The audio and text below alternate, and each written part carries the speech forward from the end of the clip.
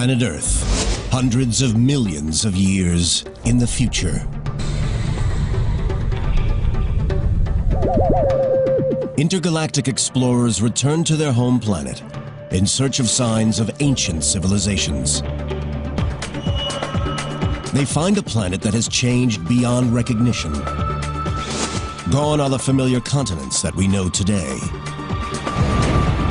Instead, they find a giant landmass with huge mountain ranges, massive frozen snowfields, and glaciers.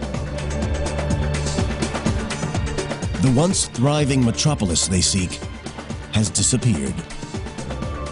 A few broken remnants are all that remain, crushed and buried beneath tons of rock. Could this be a future vision of Earth? Naked Science asks, what forces could create such a bleak and barren world? And investigates how the awesome power of colliding continents shapes and reshapes our planet in an endless cycle of construction and destruction.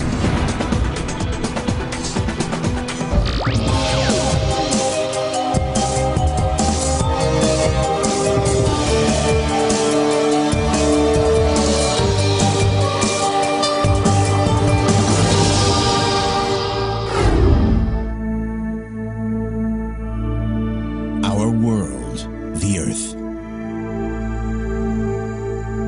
From space, it's easy to see the distinctive pattern of land that makes up the continents: North America, South America, Africa, Antarctica, Europe, Asia, and Australia. Giant landmasses separated by oceans that stabilize the environment with hospitable weather patterns, suitable for civilization and cities to evolve and prosper.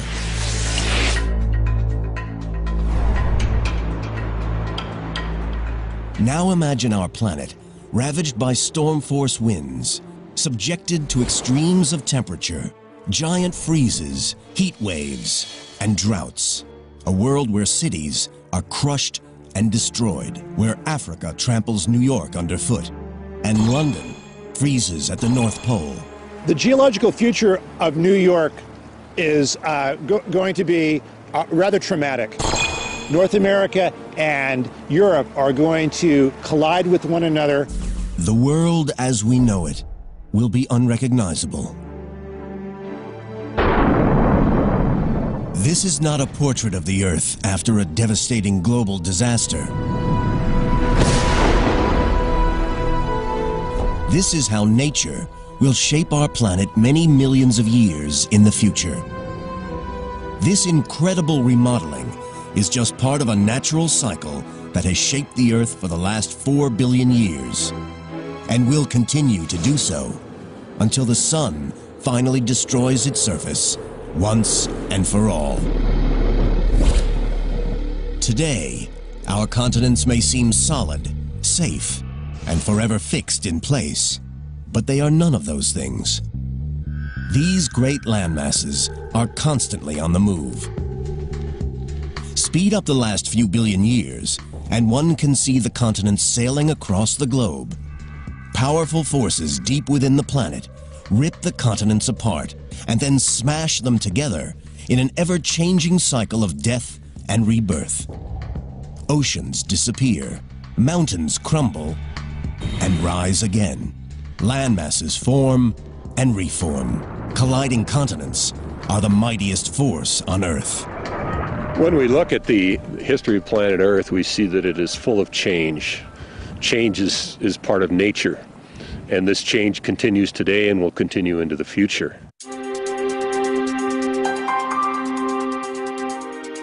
To understand how the continents shape our world, we must first travel back in time to the very birth of the Earth. 4.5 billion years ago, the Earth is created from the debris left over from the formation of the Sun. Dust and debris collide and clump together.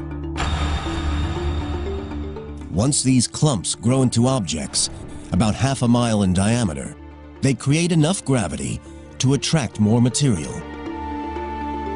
Slowly, these clumps grow into as many as 20 planets. As these new planets orbit the Sun, they begin to collide. One collision with the planet Theia, which creates the Moon, obliterates the surface of the Earth. The energy from the collision makes the Earth incredibly hot. At around 11,000 degrees Fahrenheit, it's more than 7 times hotter than the inside of a cremation furnace. Earth is a massive molten ball of boiling lava. This is primeval hell, where thousands of asteroids and comets bombard our world. But deep within the planet, a process starts that will lead to the first land. The heaviest elements, lead and nickel, sink down toward the center of the Earth to form a molten core. The lighter elements, including oxygen and silicon, rise toward the surface, where they erupt in volcanoes of molten rock. Slowly, the Earth's surface cools. Molten lava solidifies to form patches of crust, the seeds of the first continents.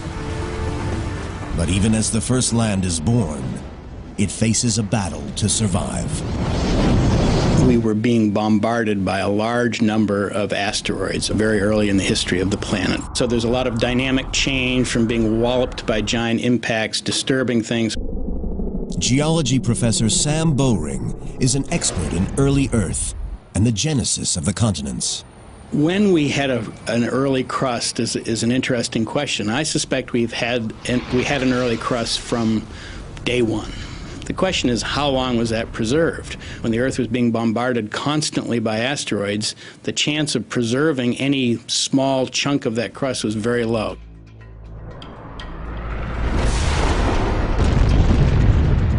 The relentless bombardment destroys the new planet's crust almost as soon as it forms. This recycling of the surface continues for many millions of years. But as the flux of asteroids began to wane, and as the Earth matured a little bit, I suspect the early crust lasted a little bit longer. Eventually, the barrage from asteroid impact slows down. The surface of the Earth continues to cool. But the Earth is missing one vital ingredient: oceans. Where Earth got its water has been a controversial topic over the years. I think most people now think that many meteoritic bodies actually contain quite a lot of water. Water carried by meteors and asteroids may form the oceans that surround the first continents. The Earth, 4.4 billion years ago. Our planet is now 150 million years old, and the first primitive landmasses have formed. They are not like the 7 instantly recognizable continents of today. They are just small rafts of rock floating on the mantle. But now a type of rock appears on the Earth's surface that will form the nucleus of future continents. A rock buoyant enough not to sink into the bowels of the Earth. Granite. In South Africa, in the Kaapvaal region southwest of Johannesburg, geologists examine ancient granite that has survived the ravages of time. These are the ancient remains of what some people consider to be the first true continent. We're looking at the relics, the remnants of the first continental nuclei. This is one of the oldest, but certainly the best preserved continental nucleus in the world. Geologist Alex Kisters studies how granite formed the first continents. The rocks here are so important because they are remarkably well preserved, much better than anywhere on Earth. And that allows us actually to study processes that were involved in the formation of these early crustal rocks. Kisters is collecting samples to date the age of the granite. We're drilling these little rock cores, taking them out, and then sending off later onto the lab to be dated. Dating rocks is a complex process because over long periods of time, the minerals can break down and reform into new rocks. Scientists look for an ingredient of rock that is tough enough to withstand the test of time. The answer is zircon, a crystal that is made inside molten rock as it solidifies. Even if the rock is destroyed, the zircons are durable enough to survive. Zircon is an incredibly interesting mineral, and it incorporates uranium and excludes lead, and that sets us up to have basically nature's time capsule. To illustrate this process, imagine that this hourglass is a newly formed zircon crystal. Sand in the top represents uranium. The sand in the bottom represents lead. Over millions of years, the uranium in the zircon turns into lead. Measuring the relative proportions of sand in the top and bottom of the glass reveals how much time has passed. Uranium's relentless decay into lead gives us a natural clock. Using this technique, geologists date this granite at 3.5 billion years old. This makes it some of the oldest rock on the planet. These rocks make up a major part of what is known as the Kopval Craton. A craton is an ancient raft of rock, light enough to float on the mantle, and around which a continent will grow. Ancient cratons have also been found in the heart of the Australian and North American continents. The craton here in Kopval in South Africa stretches for 463,000 square miles. It's almost twice the size of Texas. Without granite, the craton and modern continental crust wouldn't exist. Granite forms when minerals in the crust melt, then react with water, cool, and crystallize. Because it is made of lighter minerals, granite is less dense than other rock in the mantle, so it floats on the surface and mixes with other rocks to form rafts of land. The Kopval Craton is not totally built from granite. The oldest rocks here are these amazing pillow lavas exposed along the Komati River. 3.5 billion years ago, they form under the sea as lava emerges from an underwater volcanic vent. Upon contact with water, the lava immediately gains a solid crust, which then cracks and oozes additional large blobs called pillows. These rocks are amongst the oldest that we know. It's basically identical to pillow lavas that we see on the recent ocean floor or in settings like Hawaii. The Komati pillow lavas begin their life on the ocean floor, but are pushed up out of the sea to form part of a continent. But where did the granite come from? To create it, you need the right mix of minerals. A new theory suggests that life itself may have provided the missing ingredients. It may sound like an outlandish idea, but there's some evidence that living organisms that use photosynthesis appeared around the same time that the continents began to grow, 3.8 billion years ago. Scientists suggest that early organisms, microbes, help speed up the breakdown of rock emerging at the Earth's crust. Over hundreds of thousands of years, this rock breaks down into new minerals, which sink back into the mantle. Deep below the surface, they heat up and form granitic magma.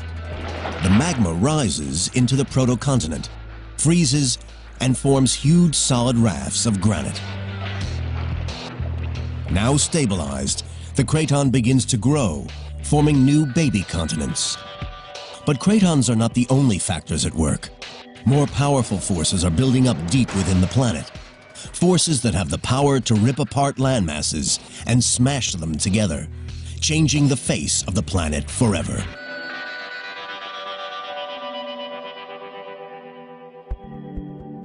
Four and a half billion years ago, the Earth forms. For many years, it is bombarded by asteroids and meteors. Slowly, the molten planet cools, and small landmasses form around cratons of granite rock. Massive forces from deep within the planet rip apart and smash these small proto-continents together as they grow into the large landmasses we see today. The surface of the Earth, the crust, is made up of a giant jigsaw of interlocking pieces called tectonic plates.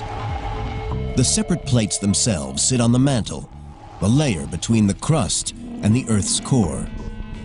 Although the mantle is made of rock, the heat and pressure deep down mean it's flexible enough to allow the plates above to move up to several inches a year.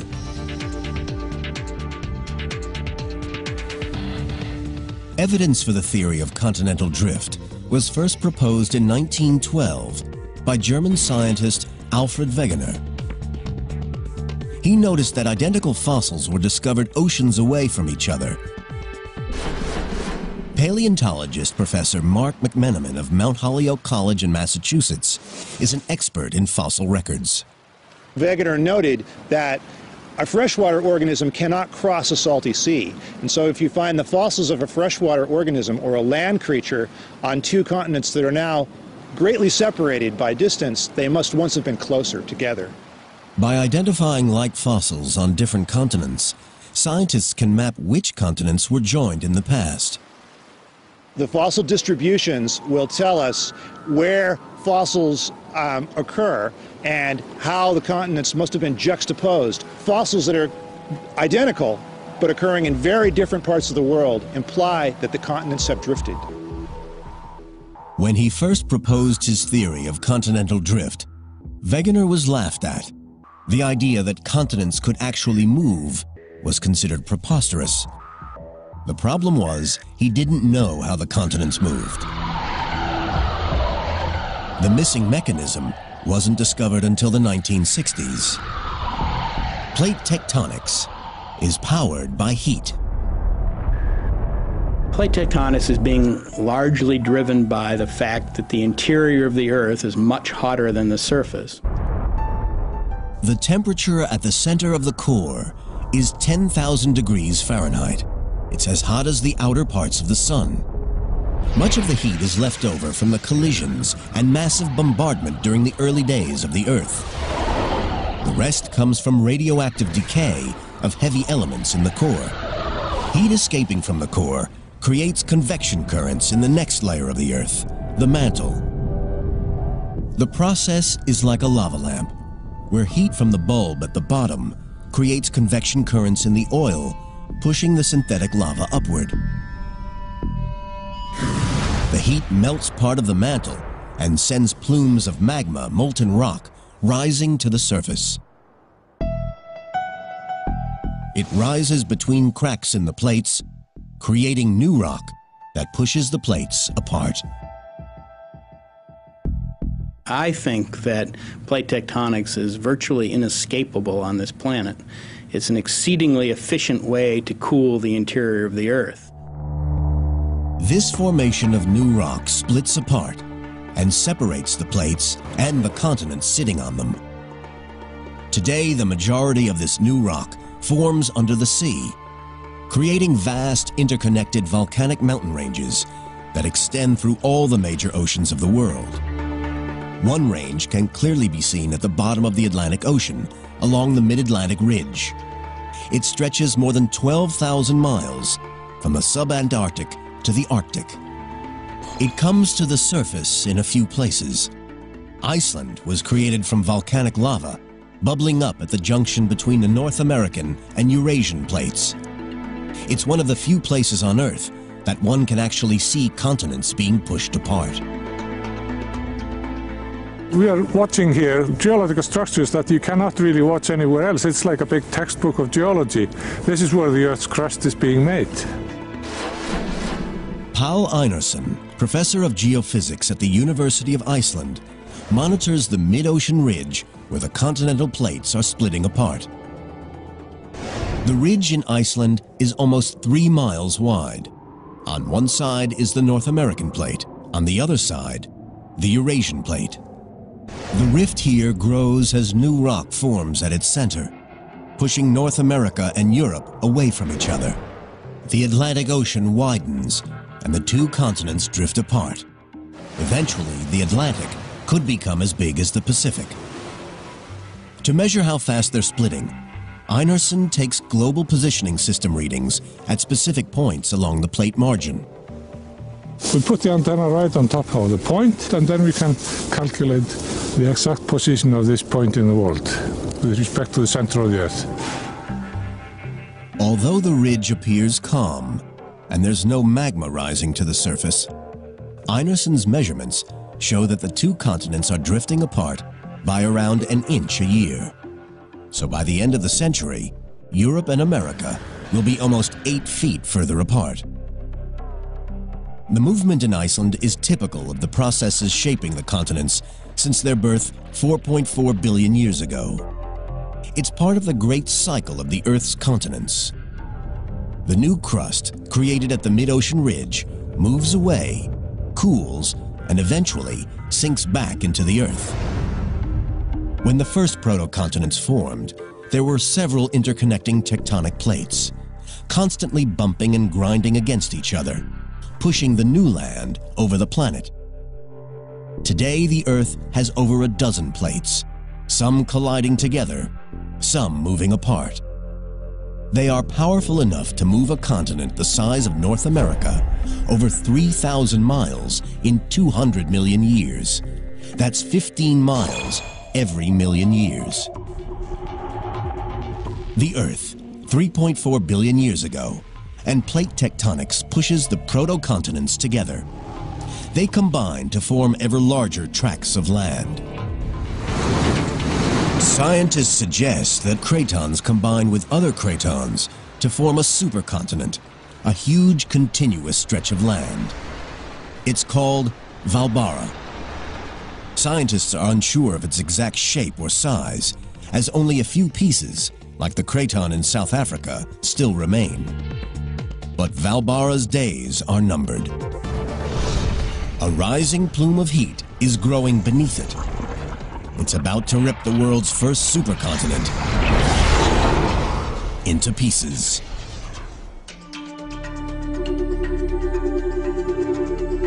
$2.7 billion years ago, Valbara, the world's first supercontinent, still dominates the planet. But plate tectonics, powered by heat from the Earth's core, is about to split it apart. Rock is a good insulator. When a continent gets very large, the rock traps heat beneath it. As it gets hotter and hotter, a plume of superheated magma builds up beneath the giant continental mass. The temperature continues to rise, and pressure in the mantle increases. Eventually, the crust can no longer contain the pressure, and the hot lava breaks through, ripping the land apart. You can see this process happening today in Africa. Heat from the Earth's core is ripping the continent apart. A giant rift valley runs from the Red Sea down to Mozambique. Giant cracks are opening up in the land. Volcanoes, like Kilimanjaro, mark spots where molten rock have risen to the surface in the past. In 10 million years, the eastern half of the continent will have split away. The molten lava trapped beneath the giant supercontinent of Valbara eventually smashes through the surface rock. The continent ruptures into several smaller pieces. These bits of land sail across the Earth. But nobody knows what happens to them or what the planet looks like at this time. The Earth is entering the Dark Ages. It is over 2.5 billion years since it was formed. It will be over 1 billion years before another supercontinent forms.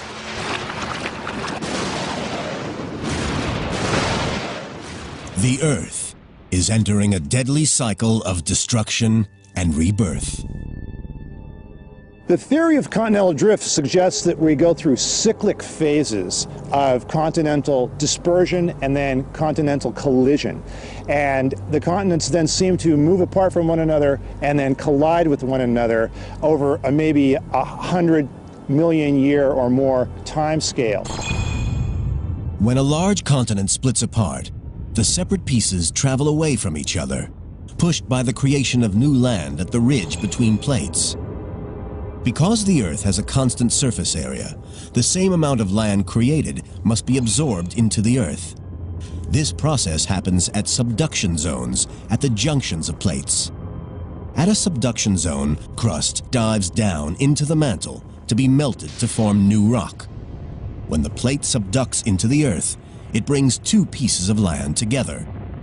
When they collide, a new supercontinent starts to form. It is now 1.1 billion years ago on our timeline, and the next known supercontinent has formed. Its name is Rodinia, and it holds almost all of the continental rock on the surface of the Earth. Still, no one knows exactly what it looked like, but at its heart is an area that will eventually become North America. 350 million years later, the cycle of annihilation and creation starts again as the buildup of heat beneath the surface of the Earth tears Rodinia apart. When Rodinia splits, it forms several smaller continents that for millions of years drift apart and then drift back together again to form Gondwana, a supercontinent in the southern hemisphere. Eventually, after several hundred million years, Gondwana slowly splits apart. Plate tectonics pushed the land back together to create the world's last supercontinent. It's a huge landmass known as Pangaea. All the continents we know today are here, joined together. Geologists are able to plot the continents' relative positions because 350 million years ago, there are numerous species on Earth, each living in distinct regions. This specimen that I have right here is the first trilobite that was ever described from what is now the United States. It is exactly the same type of trilobite that occurs on the other side of the Atlantic Ocean in North Africa. So we know then that the trilobites in the old and new worlds must have been close together because they're so closely related. The fossil records show that North America and Europe rest next to one another. The land where New York now sits is next to Morocco in North Africa. The Atlantic Ocean does not exist. The east coast of South America nestles against the western coast of Africa, while Australia, India, and Antarctica are joined to the southeast of Africa. If we want to look at a picture of the world 250 million years ago, we're going to look at a world in which a four-footed creature could walk from one end of this landmass to the other. Pangaea is one giant continuous landmass. It not only makes the world look very different, it also has a dramatic effect on climate. Because much of the land is located far from the sea, the climate of the interior changes radically from season to season. It gets very hot in the summertime and extremely cold in the winter. You don't have the moderating influence of the ocean that we have today. So it's a very different world. And it's a world that in some ways is harsher and less hospitable, at least to life on land. It's thought that the climate change caused by Pangaea's formation may have played a role in one of the largest mass extinctions on Earth. This event, known as the Permo-Triassic mass extinction, wipes out about 90% of all life on Earth. It's been called the mother of all mass extinctions. I would consider that the formation of Pangaea, with its climate worsening effects, to be a contributing factor, however, and not the sole cause of the mass extinction. 250 million years ago, and the supercontinent of Pangaea is breaking up. The continents we know and recognize today begin to take shape. Over the next tens of millions of years, South America drifts away from Africa, North America away from Europe. Australia splits off from Antarctica, and heads north to warmer climes. The positions of our continents are becoming familiar, although their distinguishable features are not. The world's vast mountain ranges, the Alps and Himalayas, and its great valleys, like the Grand Canyon, are yet to form. They will emerge out of one of the biggest battles in nature, the battle between colliding continents.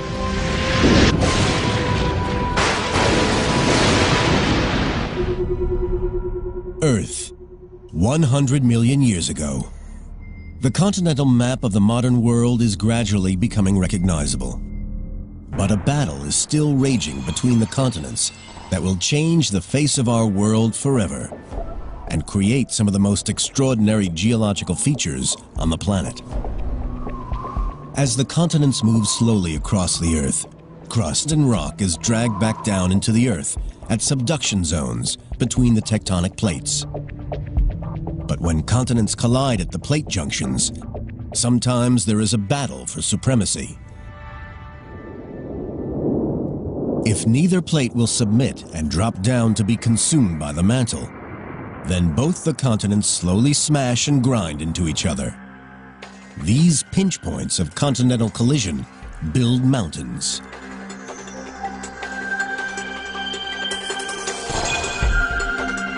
The Alps are the largest mountain range in Europe.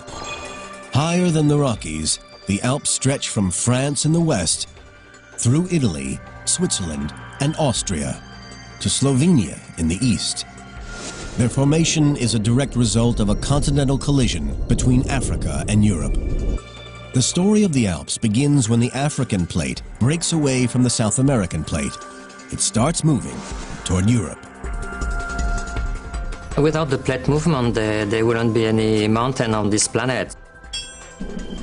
Professor Gerard Stamfli of Lausanne University in Switzerland studies the processes that built the Alps. The African and Eurasian plates start to move toward each other, trapping a third, smaller Iberian plate between them. The three plates collide. The Eurasian plate is pushed downward into the mantle, chopping off the Iberian plate. The Tethys Sea begins to close. As the Eurasian plate grinds underneath the African plate, it pushes the Tethys Sea floor and part of the Iberian plate 600 miles north and many thousands of feet into the air. Rocks that started life on the bottom of the ocean end up at the top of the Alps. Quite fascinating to imagine that if you are on top of the Matterhorn, you're actually staying on top of Africa. For geologists, Africa stops in the Alps. Over the next 100 million years, the continents continue to smash together. New mountain ranges start forming around the globe. The largest, the Himalayas, form as the Indian plate charges northward toward the Eurasian plate. It moves at 2 inches per year, lining up a head-on collision. The movement of the Indian plate leads to a clash between two giant continents and creates some of the highest structures ever to exist on Earth.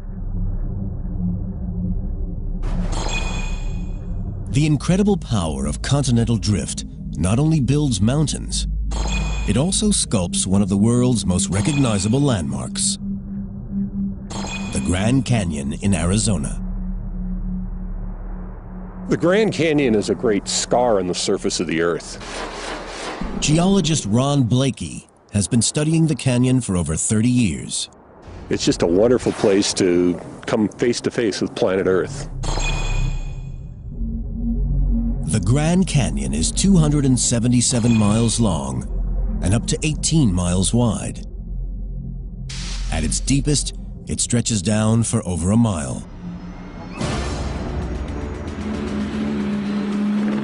The gorge exposes the interior of the North American continent. It's like looking through the pages of a book. Each layer tells a story about the past. One of the really neat things about Grand Canyon is as we go up the walls of the Grand Canyon, it's just like going through a time machine. Layer upon layer of rock reveal the geological history of North America, from present day to 2 billion years ago. The deeper you go, the older the rocks.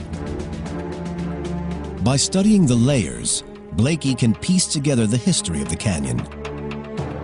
He finds some of the most interesting evidence at the very top: fossils of ocean creatures. Wow, this bed's the jackpot here. What we have is an extraordinary example of a Permian seafloor. The most important thing it tells us with respect to the Grand Canyon is that this area had to be near sea level when these rocks formed.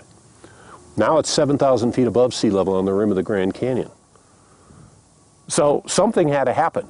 Either the sea had to fall 7,000 feet, and we're pretty sure that didn't happen, or this landscape had to be uplifted 7,000 feet. We're pretty sure that happened. 250 million years ago, the canyon starts to form as a result of a collision between the Pacific and North American plates. They collide with such force, the North American plate thrusts more than 2 miles upward. What was once seabed rises over a period of 15 million years to form a vast plateau far above sea level.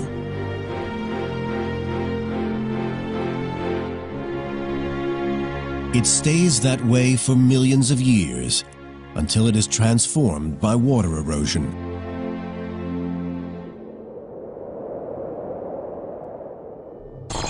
Six million years ago, several hundred miles south of the canyon, plate movements open up the Gulf of California to the sea. For the first time, small streams in the Rocky Mountains could empty into the ocean. So if we're starting a stream at 14,000 feet in the Rocky Mountains and carving down to sea level, and the Grand Canyon just happens to be in the way, the Grand Canyon's going to get cut out. These streams merge to form what is now called the Colorado River. It cuts down through the land, heading toward the Gulf of California. It took a river to carve the canyon. The water has carved down through the rocks layer by layer by layer, removing material out of the canyon and leaving the great void that sits behind me. The Grand Canyon is a testament to the awesome power of the continents in shaping our world. Back on our journey, tracing the birth and death of the continents, it is now 20 million years ago. 2,500 miles south of the Grand Canyon, another plate collision is about to take place.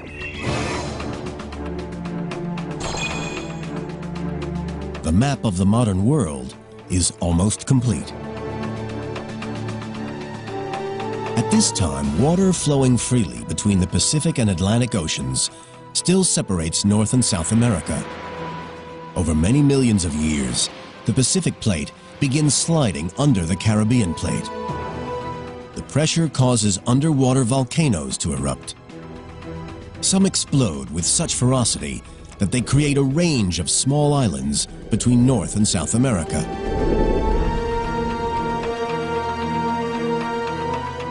Over the next 17 million years, ocean currents deposit sediment in gaps between these new islands. Gradually, the sediment builds up and compresses to form land bridges between the islands. 3 million years ago, the Isthmus of Panama, a narrow strip of land, finally joins North and South America. It separates the Pacific and Atlantic Oceans. The flow of water between the two stops, and ocean currents must take new routes. This causes yet another change in the climate of our planet. It changes the movement of warm seas around the globe, disrupting weather patterns, possibly pushing the planet into an ice age. Many species are wiped out. The continents as we know them today are formed, creating the nice, hospitable environment for human civilization to evolve and thrive on planet Earth. But how long will it last? The forces that power plate tectonics are still active and will tear our continents apart once again. They will build a new world, one that may trigger another mass extinction and push humanity to the brink of annihilation.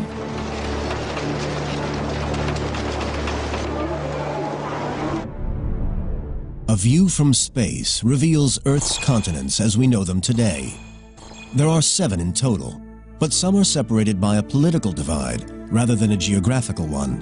Africa-Eurasia is a supercontinent comprising of Africa, Europe, and Asia. It stretches from the Siberian Plateau in Russia to the Cape of Good Hope in South Africa. A spectacular route across 3 continents, incorporating dramatic climate change, vivid scenery, and diverse cultures.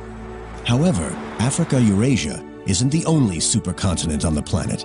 Because the Panama Isthmus links North and South America together, they too can be thought of as one vast landmass.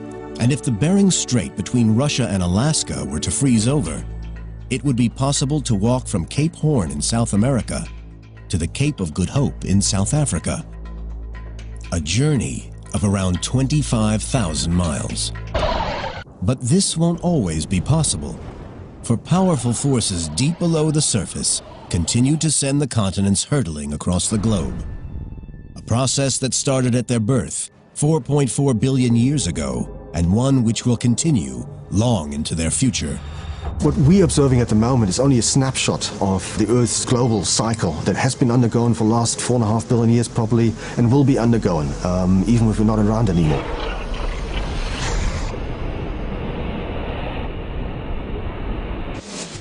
The global continental cycle has another impact on our world. It causes many natural disasters. Plate movement creates stress points, which lead to volcanic eruptions. As continents split apart, instability at the plate junctions causes earthquakes that rip apart whole communities. This one, on October 8, 2005, in Pakistan-ruled Kashmir, killed nearly 75,000 people and left up to 3 million homeless. And when plates subduct into the earth, their death throes produce devastating waves. The 2004 Indonesian tsunami is just one demonstration of the terrifying power unleashed when plates move. Such natural disasters are part of the continental cycle, and they're not going to stop. Plates moving is something we have to live with. There's nothing we can do about it. It's going to happen. There are going to be big earthquakes in California. There's going to be a lot of damage. There's going to be loss of life.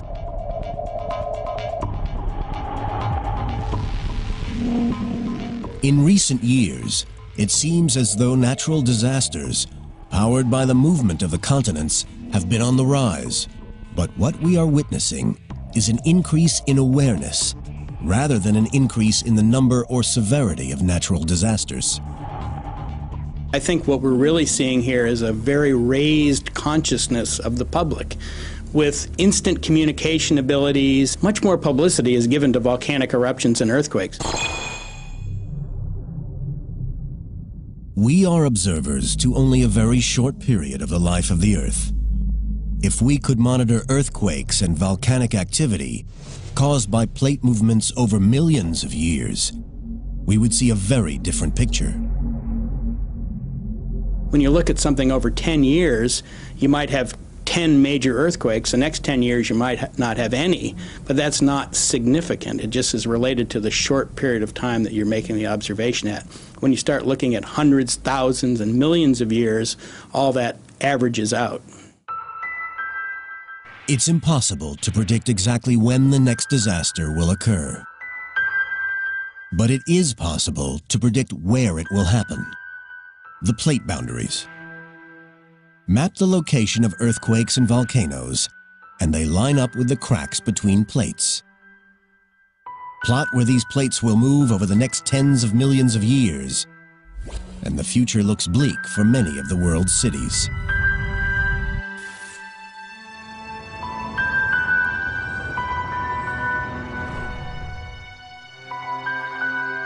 So what will our world look like in the future?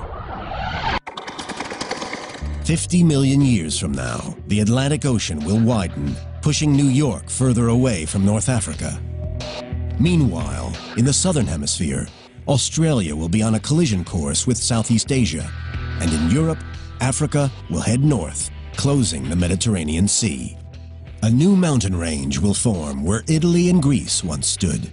Known as the Mediterranean Mountains, they will be as big as the Himalayas, extending from Spain across southern Europe, through the Middle East, and into Asia. 100 million years in the future, and the power of continental movements will render the surface of the Earth unrecognizable. The Atlantic Ocean will continue to widen, but a subduction zone will form along its western shoreline. The first sign of it can be seen today in the Caribbean, the Puerto Rico Trench. This trench will grow north and south along the east coast of North and South America. This vast subduction zone will consume the Atlantic Ocean, dragging Europe and Africa back toward the Americas. 250 million years in the future, intergalactic explorers returning to their home planet will find a world very different to the one in their records. There will no longer be 7 continents, but one gigantic landmass containing most of the land on Earth. They could find it a barren, frozen world. The explorers search for the remains of our cities, but when Europe and America collide, any cities along the coastlines will be gradually destroyed. The geological future of New York is going to be rather traumatic. In the long term, New York is going to be at the site of a continental collision. North America and Europe are going to collide with one another and produce a distinctive suite of rocks which will eventually be crumpled between the two continents as they collide. New York and its neighbors will be crushed and buried beneath the surface, leaving no more than a few remains. In the future, geologists will be able to find remains of New York City trapped in the rocks themselves, either buildings or plastic bottles or old autos and their parts. All of these things will be incorporated into the fossil record and will be recognizable to a future geologist who knows what she or he is looking for.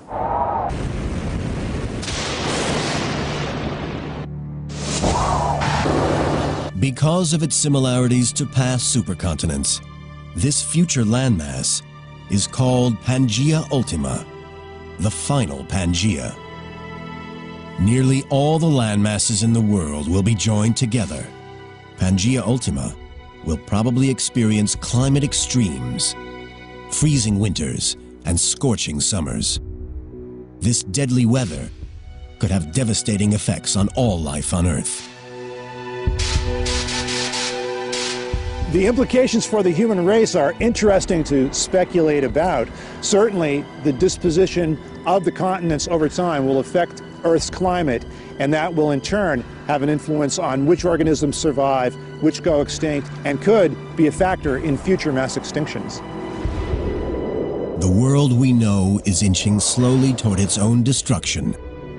The processes that shape the surface of the Earth are never going to change. We're going to have earthquakes, we're going to have volcanoes, we're going to have tsunamis and hurricanes, regardless of whether humans inhabit the planet. And so the planet will always be here, probably. Plate tectonics will operate for the foreseeable few 100 million years. The question is whether humans will be here to witness it or not. But even Pangaea Ultima might not be the end of the story. The forces that created it may eventually rip it apart and start the cycle of death and rebirth again. But by then, the impact of colliding continents could have been too much for our species. With our cities destroyed and the climate severe, we may have already left our planet in search of a safer home.